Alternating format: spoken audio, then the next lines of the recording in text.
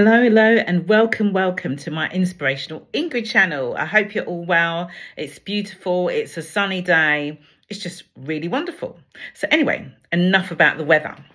So, as you know, I've actually been doing a walk through the Bible, okay? And now I'm on episode 14, and it's called Let's Talk About Abigail. So yes, I'm talking about Abigail today.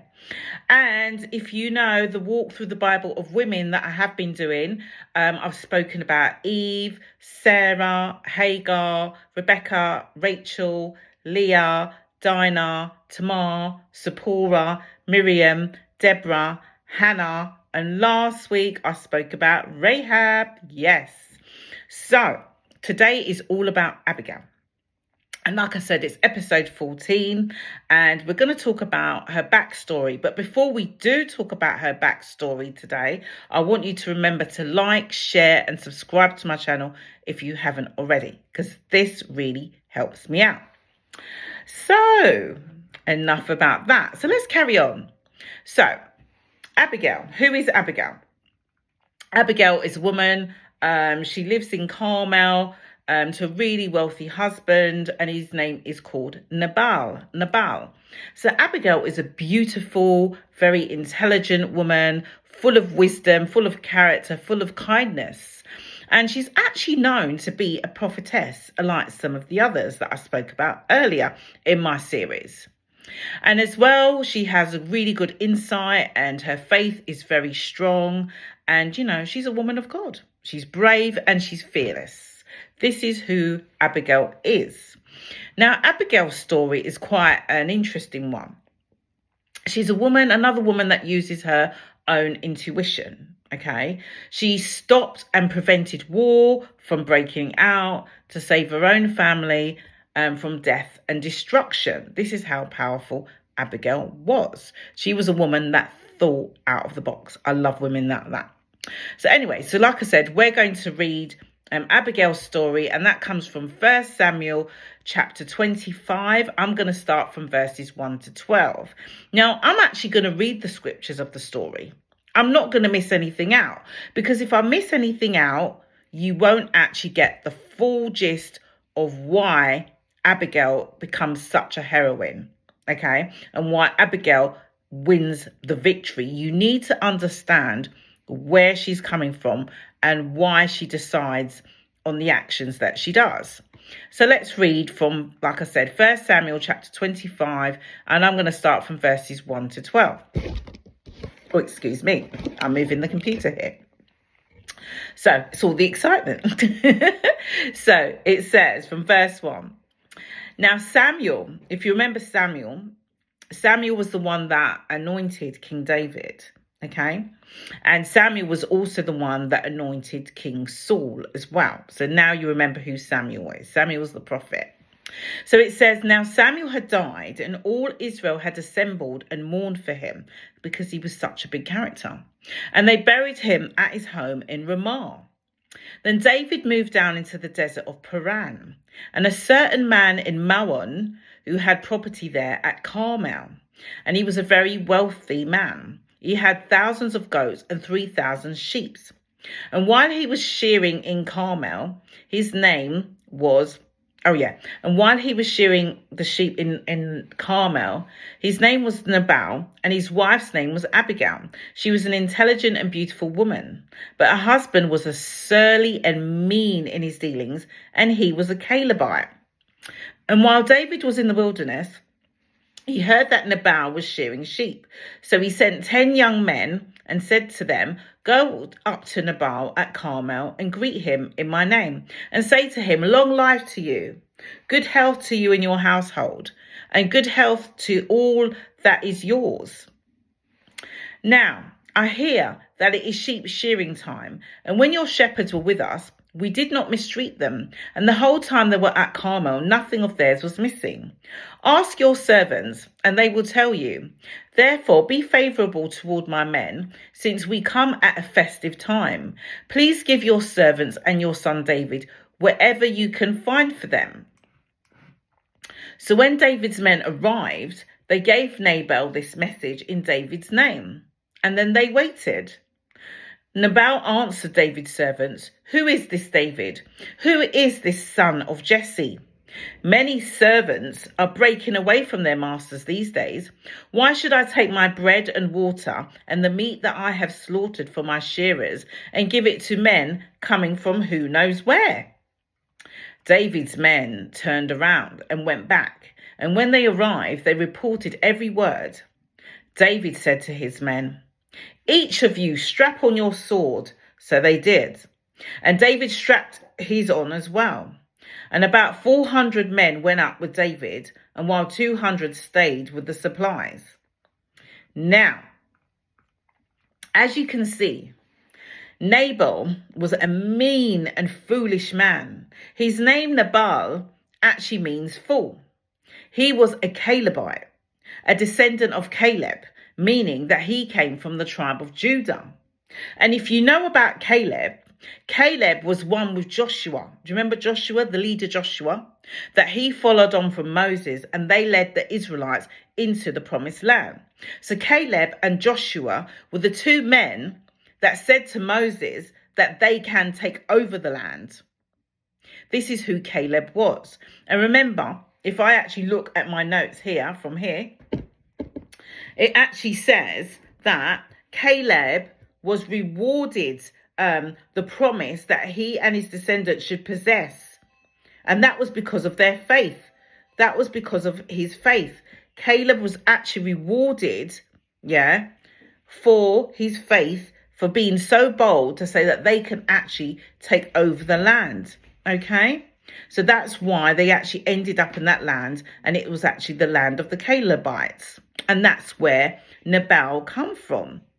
So the only thing is, Nabal, coming from the Calebites, being from the tribe of Judah, he doesn't actually seem to have the wisdom of the Calebites, if you know what I mean.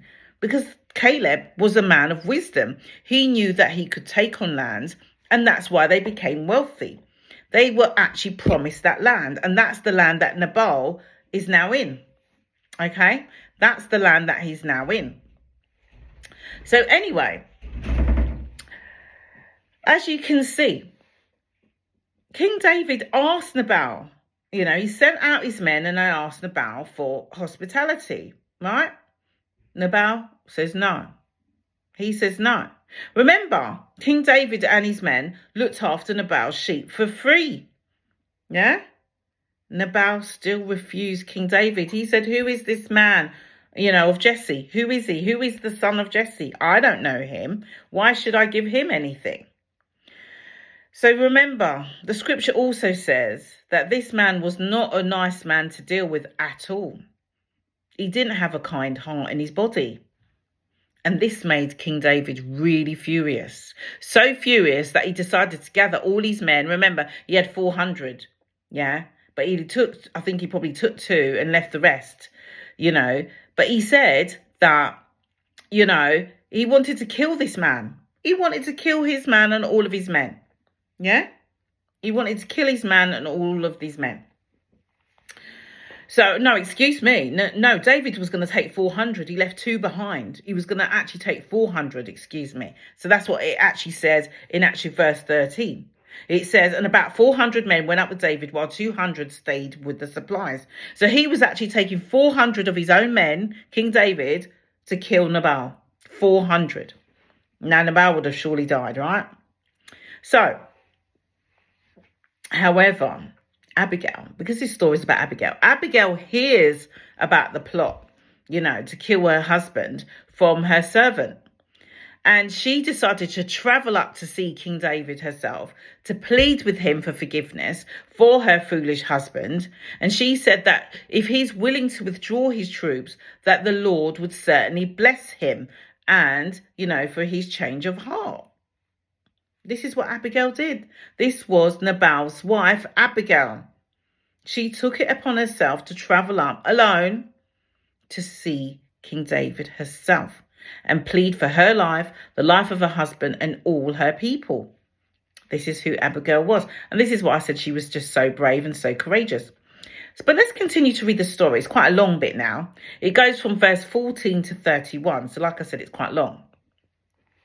And it starts from verse 14. It says, one of the servants told Abigail, Nabal's wife, David sent messengers from the wilderness to give our master his greetings, but he hurled insults at them. Yet these men were very good to us. They did not mistreat us. And the whole time we were out in the fields, near them, nothing was missing. Night and day there were a wall around us, and the whole time we were herding our sheep near them. Now think it over and see what you can do, because disaster is hanging over our master and his whole household. He is such a wicked man, and that no one can talk to him. So Abigail acted quickly. She took 200 loaves of bread, 2 skins of wine, 5 dressed sheep, 5 sayers of roasted grain, 100 cakes of raisin, and 200 cakes of pressed figs, and loaded them on donkeys. Then she told her servants, go ahead, and I'll follow you. But she did not tell her husband Nabal. And as she came riding on her donkey into a mountain ravine, there was David and his men descending toward her. And she met them. David had just said that it's been useless, all my watching over this fellow's property in the wilderness, so that nothing of his was missing. He paid back evil for good. So may God deal with David and be ever so severely. And if by morning I leave alive one male of all who belong to him. So when Abigail saw David, she quickly got off her donkey and bowed down before David with her face to the ground. And she fell at his feet and said, pardon your servant, my lord, and let me speak to you. Hear what your servant has to say. His name means fool, and folly goes with him. And as for me, your servant, I did not see the men my lord sent. And now, my lord, as surely as the Lord your God lives, and as you live, since the Lord has kept you from bloodshed and from avenging yourself with your own hands, may your enemies and all who are intent on harming my lord be like Nabal. And let this gift which your servant has brought to my lord be given to the men who follow you. Please forgive your servant's presumption. The Lord your God will certainly make a lasting dynasty for my lord, because you fight the Lord's battles, and no wrongdoing will be found in you as long as you live. Even though someone in pursuing you to take your life, the life of my Lord will be bound securely in the bundle of the living by the Lord your God. But the lives of your enemies he will hurl away as from the pocket of a sling. When the Lord has fulfilled for my Lord every good thing he promised concerning him, and has appointed him ruler over Israel, my Lord will not have on his conscience the staggering burden of needless bloodshed, or of having avenged himself. And when the Lord your God has brought my Lord success, remember your servant. Now remember, King David is a man after God's own heart. King David is kind. And when he heard that this beautiful woman called Abigail pleads for her husband's life, he could not refuse her. I suppose you could say that they had similar characteristics, both David and Abigail.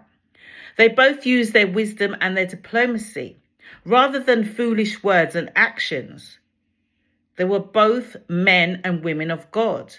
They were both kind-hearted people and wanted a good outcome for everyone concerned. So David listened to Abigail and what she had to say and decided not to go to war with her husband Nabal. Does your husband or your partner listen to you? Does your wife listen to you? I remember when my father-in-law passed away, and my husband was so full of anger. You know, he was in full grief at the time. However, I was able to speak to my husband and I was able to calm him down. I'm not saying that my husband always listens to me, because he doesn't. But when it matters, he really does take note of what I have to say and what I'm saying. And sometimes we really do need to listen to our partners or those close to us, because otherwise we could actually be like Nabal and act foolishly, you know, by doing foolish things that we weren't supposed to do.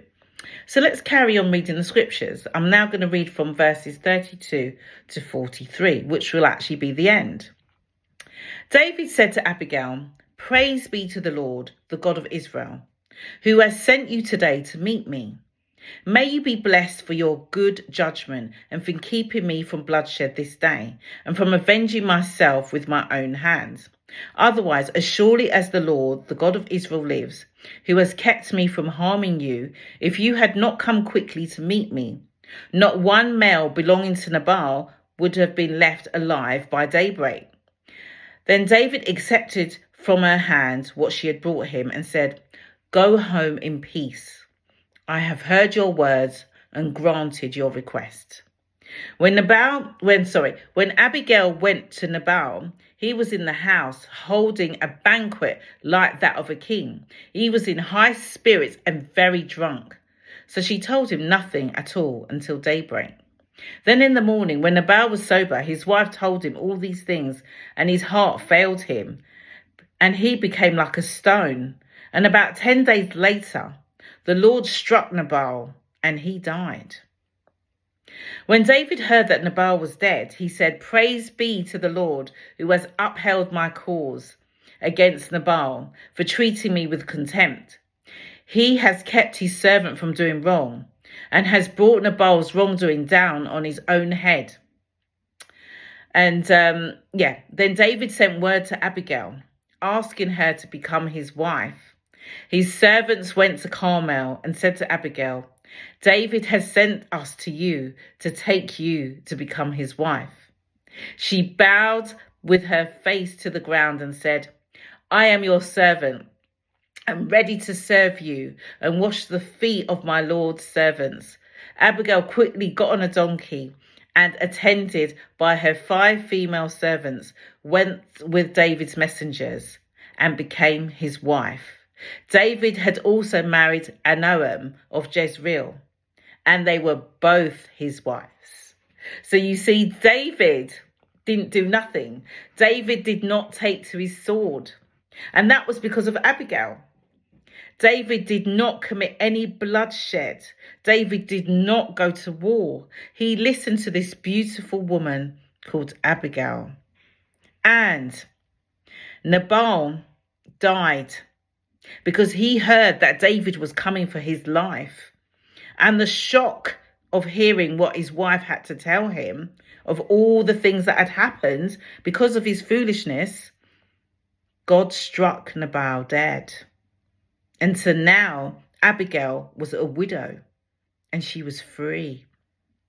She was free to marry King David. King David found this beautiful woman. He said, "You have good judgment and you bless me with lots of good things."